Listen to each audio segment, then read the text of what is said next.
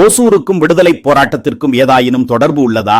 திப்பு சுல்தான் படையெடுப்பு, வெள்ளையர்களின் படையெடுப்பு ஓசூரில் நிகழ்ந்ததை நாம் அனைவரும் அறிவோம். அதையும் தாண்டி தகர்க்கப்பட்ட வெள்ளைக்காரர்களின் கோட்டை இப்போதைய ராம்நகர் பகுதியில் இருந்தது குறித்து அகழாய்வும் மேற்கொள்ள நாம் ஆயத்தமாக இருக்கிறோம். விடுதலை போராட்டத்தின் போது ஓசூரில் மகாத்மா காந்தி தங்கிச் சென்ற வரலாறு ஓசூரில் வாழும் நம்மில் எத்தனை நபர்களுக்கு தெரிந்துவிடப் போகிறது? ஓசூரை சேர்ந்த விடுதலை போராட்ட வீரர் தனது 1600 ஏக்கர் நிலத்தை தானமாக வழங்கிய வரலாறு தெரியுமா? ஓசூர் தேன்கனிக்கோட்டை சாலையில் மத்திகிரியை தொடர்ந்து பயணித்தால் ஓசூர் பேருந்து நிலையத்தில் இருந்து சுமார் 17 கிலோமீட்டர் தொலைவில் அமைந்துள்ள ஊர் பாரந்தூர் தான் மேற்கொண்ட விடுதலை போராட்டம் மற்றும் அள்ளி கொடுத்த நிலம் தொடர்பாக எவ்வித பீற்றலோ அல்லது சலசலப்போ இன்றி அமைதியாக நிறைகுடம் தழும்பாது என்பதற்கு எடுத்துக்காட்டாக திகழ்கிறது இந்த பாரந்தூர். காந்தியடிகளார் தங்குவதற்கென்றே 6 அடி அகலமும் 20 அடி நீளமும் கொண்ட செங்கற்களால் கட்டப்பட்ட ஒரு குடிலை அமைத்துக் கொடுத்திருக்கிறார் பாரந்தூரில் வாழ்ந்த விடுதலை போராட்ட வீரர் நிலக்கிழார் கே தேவையா.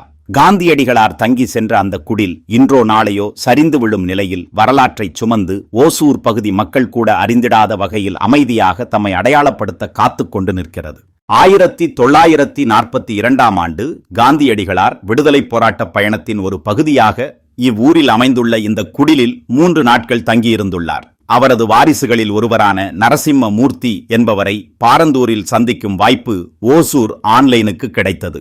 விடுதலை போராட்ட வீரர் கே தேவையா அவர்கள் அன்றைய நாட்களில் ஓசூரில் முதன்மையான நிலக்கிழார் மற்றும் பண்ணையாளராக வாழ்ந்து வந்துள்ளார்.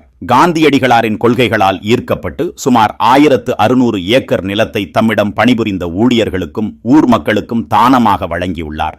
காந்தியடிகள் தங்கியிருந்த போது அவருக்கென்று ஊஞ்சல் ஒன்று அமைத்து கொடுத்துள்ளனர். ஆட்டுப்பாலும் கடலை காயும் உணவாக காந்தியடிகளார் உட்கொண்டதாக வாய்வழி செய்தியாக இன்றும் பாரந்தூரில் பேசப்படுகிறது.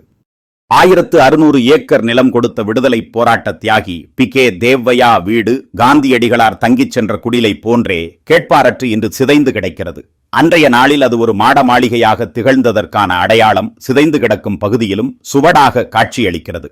சிதிலமடைந்து கிடக்கும் காந்தியடிகள் தங்கிச் சென்ற குடிலையும் விடுதலை போராட்ட வீரர் கே தேவையா அவர்களின் வீட்டையும் புனரமைத்து நினைவு சின்னமாகவும் வரலாற்று தடயமாகவும் பாதுகாக்க வேண்டும் என தமிழ்நாடு அரசு மற்றும் ஒன்றிய அரசிற்கு தன்னார்வலர்கள் கோரிக்கை வைக்கின்றனர். ஓசூர் பகுதியைச் சேர்ந்த பள்ளி சிறார்களை இந்த தியாகியின் நினைவிடத்தை சென்று பார்க்க ஓசூர் பகுதி பள்ளிகள் அழைத்துச் செல்ல வேண்டும். ஓசூரின் விடுதலை போராட்ட தியாகியின் வரலாற்றை வருங்கால சந்ததியினர் என்றென்றும் நினைவில் வைத்திருக்க வழிவகைகளை ஏற்படுத்த வேண்டும். தனியார் பள்ளிகள் இதில் கவனம் செலுத்துமா?